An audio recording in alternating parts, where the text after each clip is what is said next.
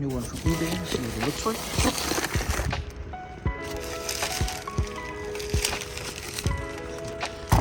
The one from eBay. No sense in buying a new one because I didn't replace that side. Anyways, this is EDC, as you can see right there. But for the most part, I'm squeezing it down. That's pretty good. Now I would have went down faster. That would have been bad. I can't wait to change this out. Get rid of that clicking sound I got back there. All right, back to work. We started removing a lot of panels, so you gotta remove this to get to this carpet, and you start pulling back. Everything should start falling off. Now, a lot of my stuff is not connected. It'll be easily come off. I mean, this is an older car. Didn't have a lot of the connections already in there. You gotta go to the back, release it, push this forward, and then this should come out with ease. There it goes.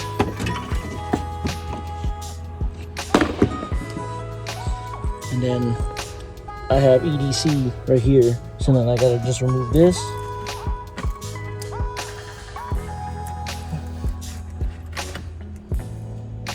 Take this cap off, and then undo the shock and install the new one. As you can see, it's leaking right there from the shock. It was just literally lift this up like that, and it came off. You want to grab a 21 mil socket, 21 mil wrench. You can put it on there, on the bottom right here. Now, I just put it back together. Now, for this one right here is going to be an 18.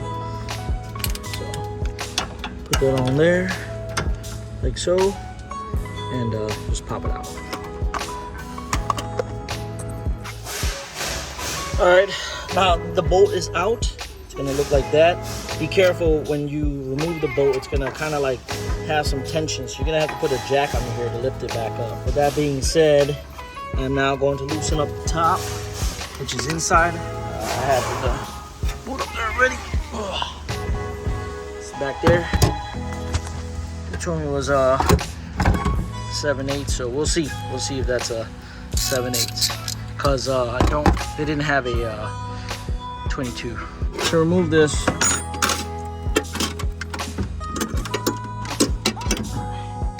I'm gonna put 10 mil on top, and then use a 22 to turn this. Put that on top like that. Let's see if it will hold. And then put a 22 right here, like that, and then turn it. We're gonna turn towards to the left to loosey, righty tighty. That's how you have to hold this in order to get this off.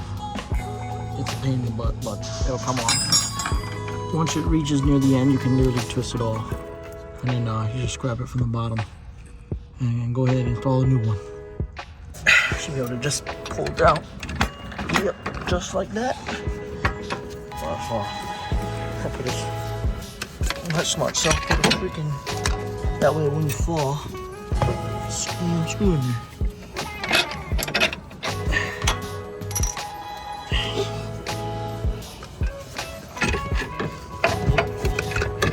Do that, fall all the way out. Now it's out. When comparing the two, this is the old one, this is the new one. Part number is just slightly off, but they will both fit. As you can see, what I'm going to do is I don't need to install that because it doesn't need the top hat. So I'm just going to take this off, keep that piece on, and then reinstall everything, and should be good to go. More clunking. Just going to run it up into the hole there. As you can see. Let me see.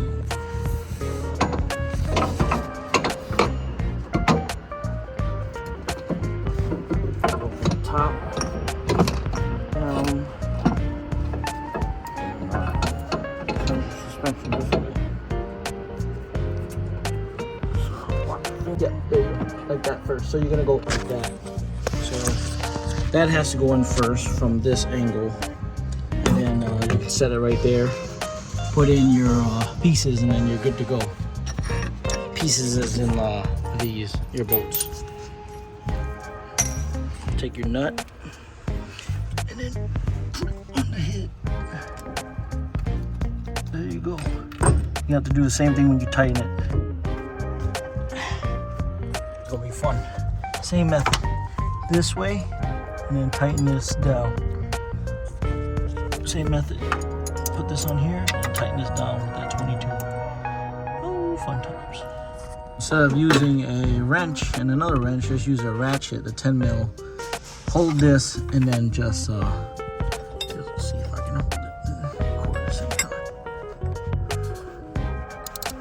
Turn it simultaneously while holding this, holding the 22 wrench. Turn that 10. Make sure you put a bolt on the bottom to where it doesn't turn. Bolt on the bottom of the shock. What I want to do next is get a jack, put a piece of wood under there, and you're gonna jack this up until that lines up, and then put your bolts in. I'll show you in a sec. That, and you just got to go a little bit more until it lines up on both sides, and then you can put your bolt in like that. Just pound it with the rubber mallet until it goes in like that. And you're gonna use a 18 mil and screw it in. So now you just put it under here, lift that up, and then put the bolt in with the nut. As you can see where my hand is, I'm getting the nut on now. And then I'll put the block back up on it to release the tension. You tighten it with the 21 on this side. You're gonna put an 18 on there. There's no nut on the other side. And then don't forget to torque them. The wrench goes on the left side, the nut goes, or the socket goes on the right side for this one. Just to show y'all, here's the configuration of the impact and the socket and the wrench holding on to the nut. And like I said again, that just screws in for this side. This one is 73 foot-pounds. This one is 122 foot-pounds. 73, 122. So it makes that audible click. You're good to go. That's 73 foot-pounds. Next one's 122. The audible click. There it goes. Lastly, you want to check everything. This one up here is 27 foot-pounds. Everything else on the bottom, go for a drive, and then you'll be good to go. All right, y'all.